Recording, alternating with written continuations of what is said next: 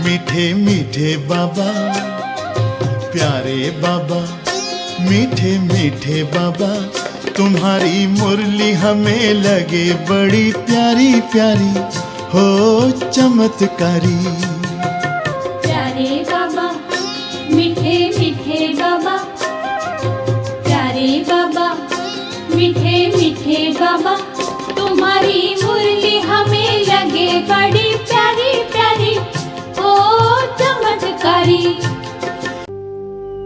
आज 17 मई 2026 revise course की अव्यक्त मूल्य केवल शिव जयंती के उत्सव पर उच्चारे गए महावाक्य नहीं है, बल्कि आत्मा के भीतर छिपे सूक्ष्म संस्कारों की गहन सफाई का निमंत्रण भी है। बाप दादा आज हमें बताते हैं कि पवित्रता का वास्तविक स्वरूप क्या है, क्रोध क्यों आत्मा की शक्ति को कमजोर कर देता है और क्यों शब्द कैसे मन की शांति को छीन लेता है।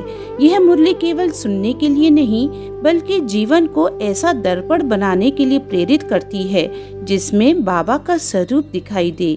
आइए आज इस मुरली को अनुभव की गहराई से समझते हैं। ओम शांति, नमस्कार, सुप्रभात मीठे भाइयों और बहनों, आपका स्वागत है आज के अव्यक्त मुरली विश्लेषण में।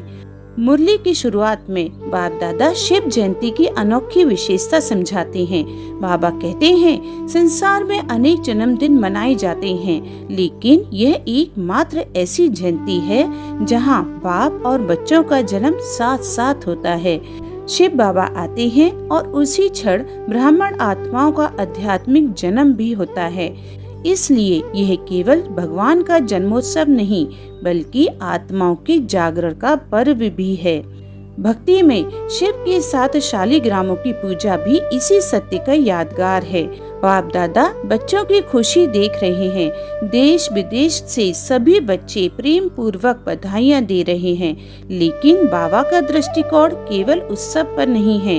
बाबा बच्चों से पूछते हैं कि सिर्फ बधाई देने आए हो या कुछ लेने भी आए हो। इस प्रश्न में पूरी मुरली का रहस्य छिपा है। आध्यात्मिक जीवन केवल भावनाओं का नहीं, परिवर्तन का मार्ग है। भक्त लोग व्रत रखते हैं, जागरण करते हैं, लेकिन ब्राह्मण आत्माओं का व्रत अलग है। यह केवल एक दिन का उपवास नहीं है, बल्कि पूरे ब्राह्मण जीवन का संकल्प है।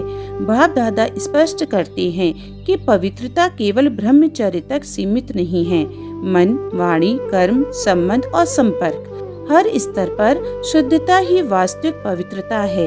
यही आत्मा का मूल धर्म है। बाबा बच्चों को याद भी दिलाते हैं कि इस एक जन्म की पवित्रता का व्रत 21 जन्मों तक सुख और सम्मान का आधार बनता है। एक छोटा सा त्याग, लेकिन अनंत काल की प्राप्ति। आज की मुरली का सबसे महत्वपूर्ण विषय है क्रोध पर विजय। बाप दादा कहते हैं कि काम विकार पर विजय का संकल्प तो बच्चों ने ले लिया, लेकिन क्रोध अभी भी सूक्ष्म रूप से कार्य कर रहा है। यह ऐसा विकार है जो विशेष रूप से संबंधों और व्यवहार में दिखाई देता है। जब आत्मा क्रोध में आती है, तब सबसे पहले उसकी अपनी शक्ति समाप्त होती है। व्यक्ति सोचता है कि वह सामने वाले को नियंत्रित कर रहा है, जबकि वास्तव में उसका अपना मन ही नियंत्रण खो चुका होता है। शिव जयंती के अवसर पर बाप दादा बच्चों से एक विशेष गिफ्ट मांगते हैं, क्रोध। बाबा बहुत सुंदर प्रतीकात्मक उदाहरण भी देते हैं। शिव पर अक का फूल चढ़ाया जाता है। अक का फूल कोई सुगंधित या आकर्षक फूल नहीं माना जाता, लेकिन वही शिव को अर्पित होता है।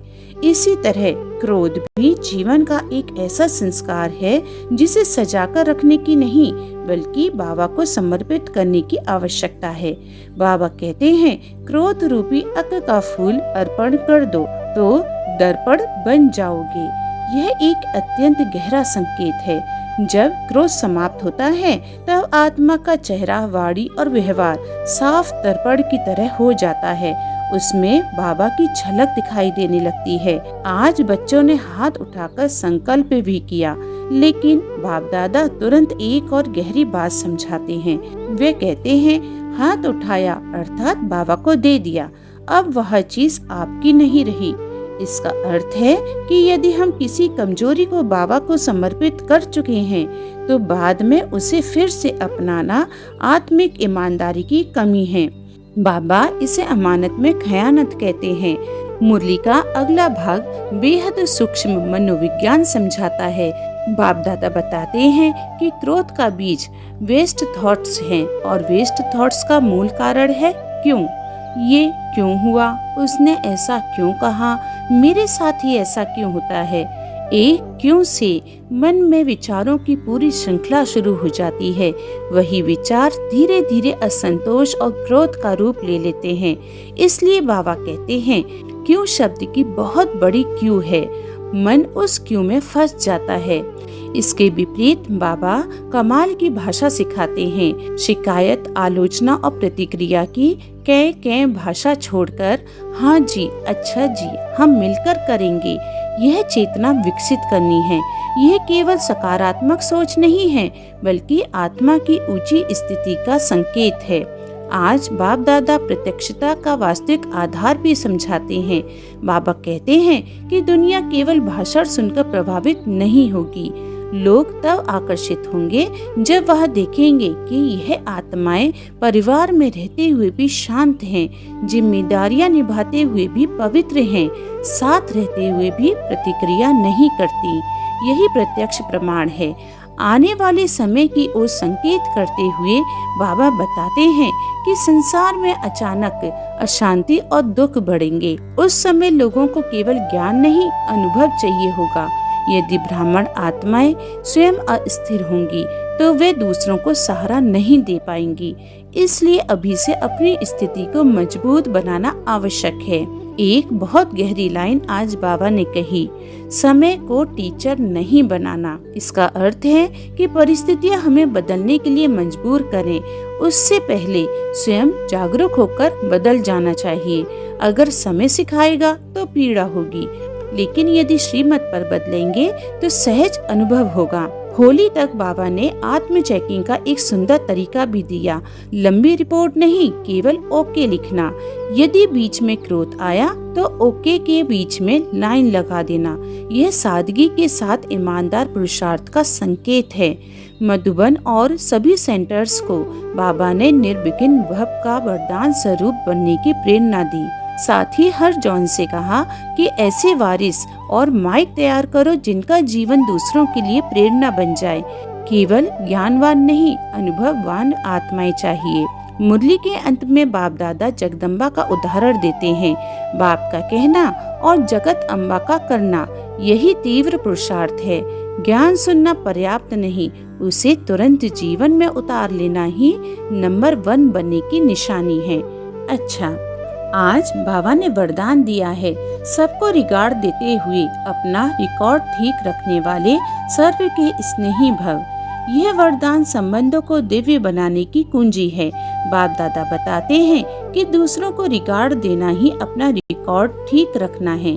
जब आत्मा हर एक की विशेषता देखती है तब उसका मन हल्का रहता है। तुलना, आलोचना और अहंकार कम होने लगते हैं। यहाँ बाबा केवल बड़ों को सम्मान देने की बात नहीं कर रहे। बाबा कहते हैं जो सभी को बड़ा समझकर रिगार्ड देता है वही सबका स्नेही बन जाता है। पहले आप, यह छोटा सा संस्कार आत्मा को विनम्र और प्रिय बना देता है।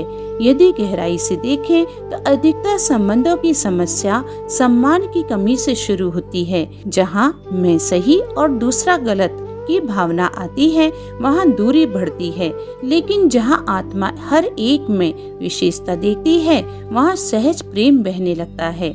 आज के लिए स्वचिंतन बिंदु है, क्या मैं परिस्थितियों से ज्यादा अपने मन की प्रतिक्रिया पर ध्यान देता हूँ? क्या मेरा व्यवहार देखकर लोगों को शांति और अपनापन महसूस होता है? इन प्रश्नों का उत्तर अपनी डायरी में रात को अवश्य लिखें। आज के अव्यक्त इशारे हैं। बाप दादा कहते हैं ऑलराउंड सेवा करने वाली आत्माओं की स्थिति एक रस होनी चाहिए। परिस्थिति बदलती रहे लेकिन मन अलग अलग रसों में नहीं जाना चाहिए। जब श्रीमत में मन मत या देह अभिमान मिल जाता है तब स्थिति डगमगाने लगती है।